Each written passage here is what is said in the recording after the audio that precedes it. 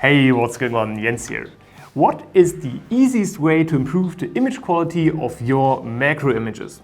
I think the answer is to use the right light. The perfect soft light will increase your macro image dramatically. And that's why I have built a pretty simple, pretty garbage looking DIY flash diffuser a couple of years ago, which I used together with this sheet of plastic with aluminium foil.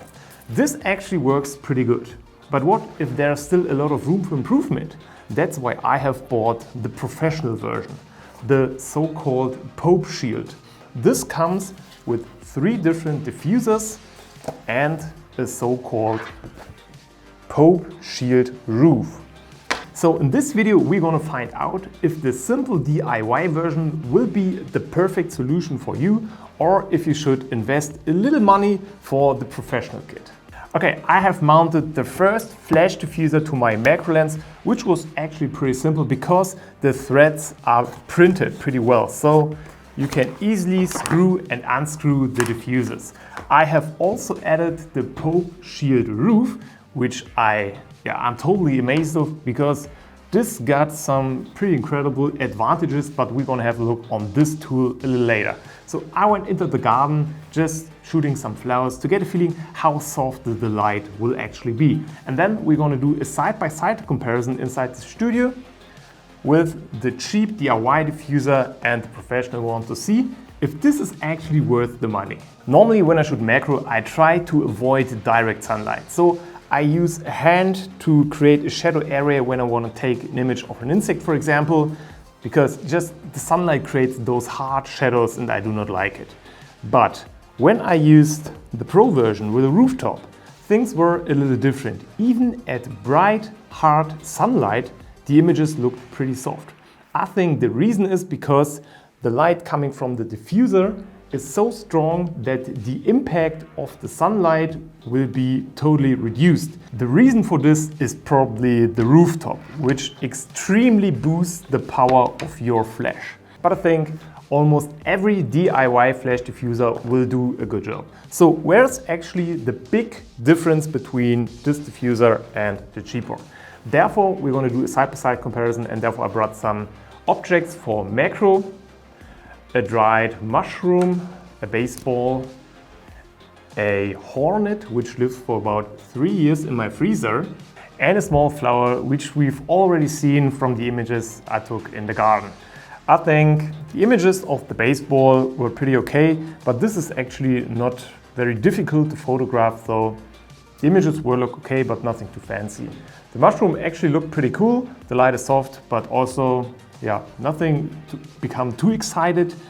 But I think when we take a closer look at the hornet, I have discovered some kind of fungi which grew inside the hornet within the freezer. So I was kind of confused how this is actually possible under those conditions. And at the end of the video, we're going to take a look at 5:1 magnification of the fungi growing on this hornet.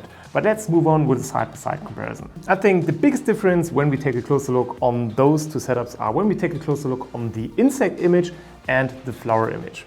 I personally think that the Pro version produces better light, and therefore I'd go with this version. But the biggest advantage of this setup is actually the rooftop. Therefore, I have taken 2 images of the dried mushroom with exact the same settings, one with the DIY version without rooftop and one with the Pro version. And there you can see how much more light this setup is actually producing. And this is actually a great advantage when you think of the battery life of your flash. But this is not actually the biggest advantage. I think when we take a closer look at the settings, we are able to use a very fast shutter speed at closed aperture ISO 100. And this is not possible using this setup. Maybe you can buy a very, very, very strong flash. I think this flash is actually pretty okay, and you will not receive the same results without the rooftop. So my conclusion for you is that even with this simple version, you can take great images. I'd give it 9 out of 10 points. I have created a very cheeky tutorial how to build the flash diffuser. I'm gonna put a link for you in the description. The Pro version is fantastic. I give it a 10 out of 10.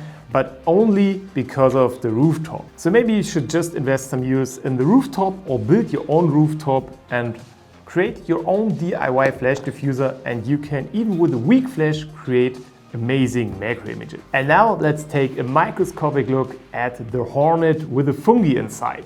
This might be a little disturbing, but also pretty interesting, I think. Let's go.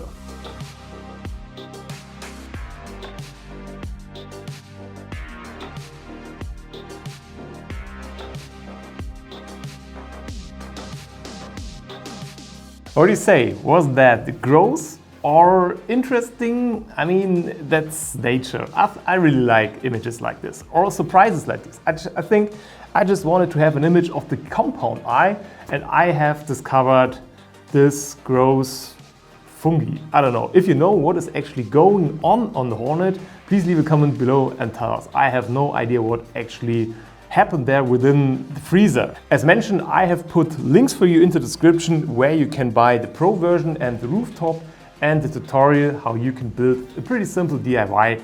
I hope you enjoyed the content. Hopefully you're gonna upgrade to some kind of flash diffuser, because this will really increase the quality of your images, and I hope you will be satisfied. I'm satisfied with both versions.